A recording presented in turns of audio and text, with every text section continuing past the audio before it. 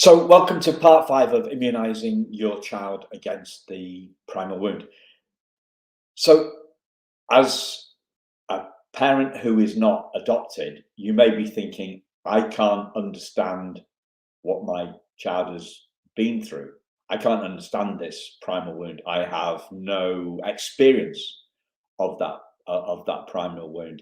And since I have no experience of that, I feel kind of vulnerable. I feel kind of naked. I feel really ill prepared to help my child deal with this primal wound. Primal wound. So it's so visceral. It seems so solid. It's presented. It's a metaphor. It's a metaphor. It's a metaphor that Nancy Verrier came up with to encapsulate what she encapsulate her theory. It was her theory.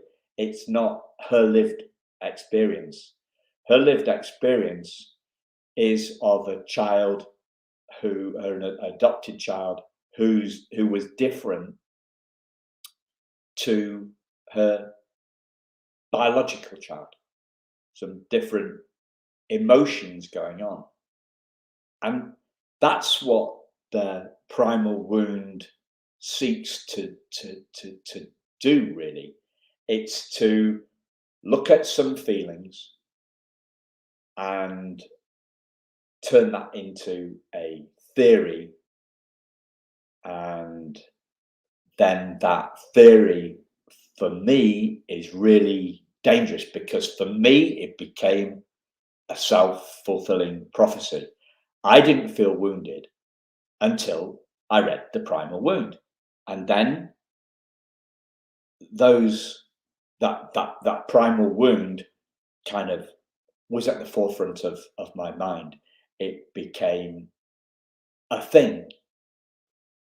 It became a thing. We say that, don't we?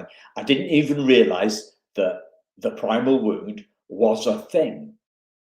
And as a thing, we see it as having more substance, more credibility, more longevity, causing more consequences, more fundamental. And that's what Nancy Verrier is saying. She's talking about it as a fundamental issue. And fundamental and primal, she's using them those words interchangeably. But the truth is that it's a feeling. It kind of, you could say, if you believed in it, you'd say, well, it manifests those feelings.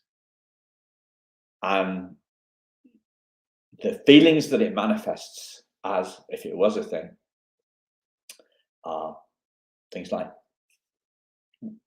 fear of rejection is perhaps the biggest one. Desire to control things.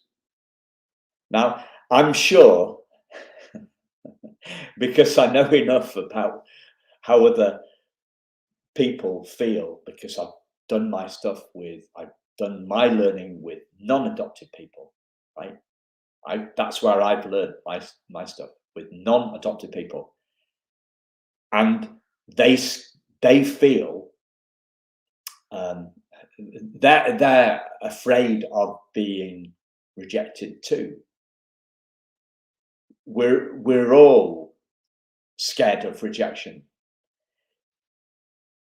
So if you've been scared of rejection, then you know how your child feels in that sense.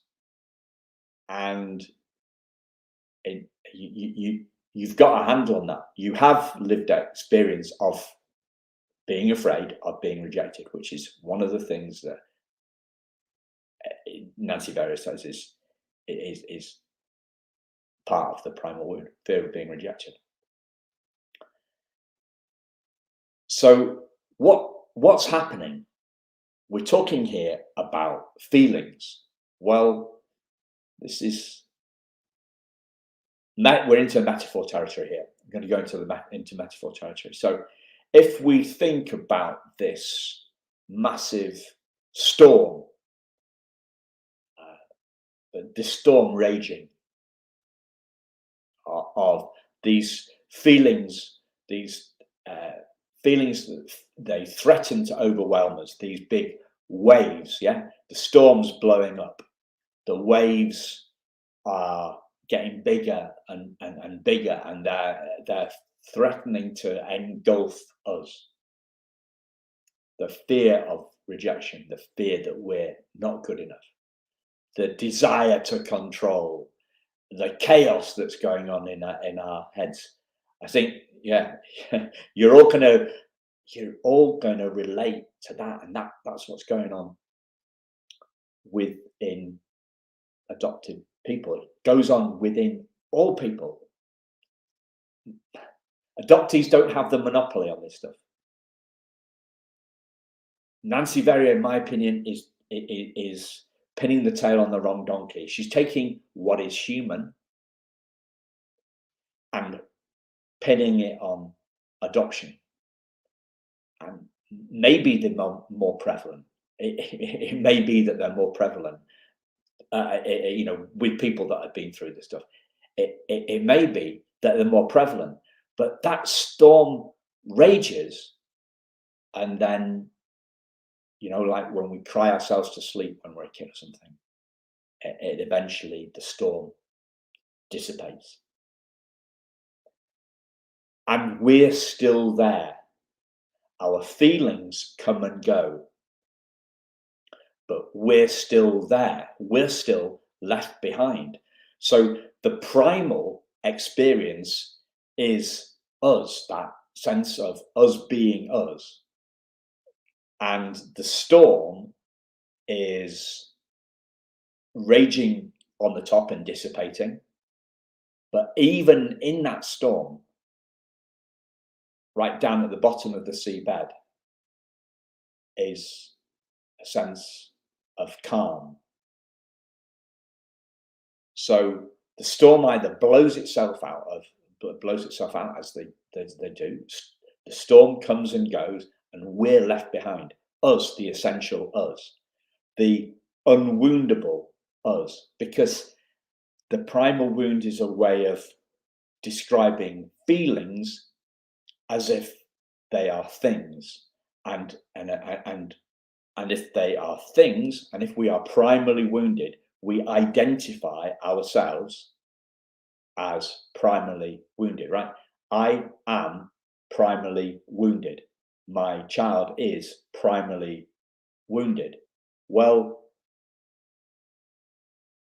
one minute I'm thinking I'm primally wounded, the next minute I'm not.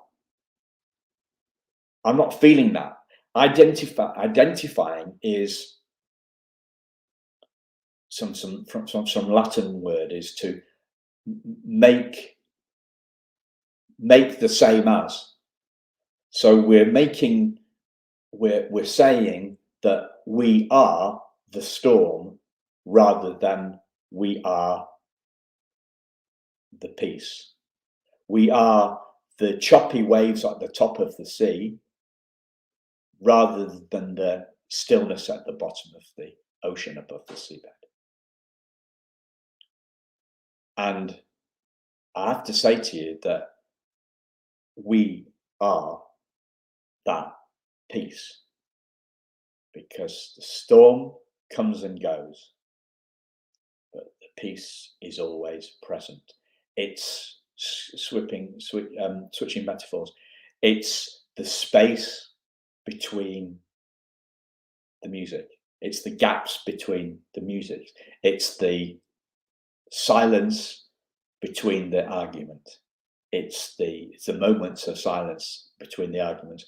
It's the moments of peace that we feel when we're not drawn into the drama of our story. It's the quiet voice of calm underneath the rage that we all feel sometimes. Thanks a lot. Bye bye.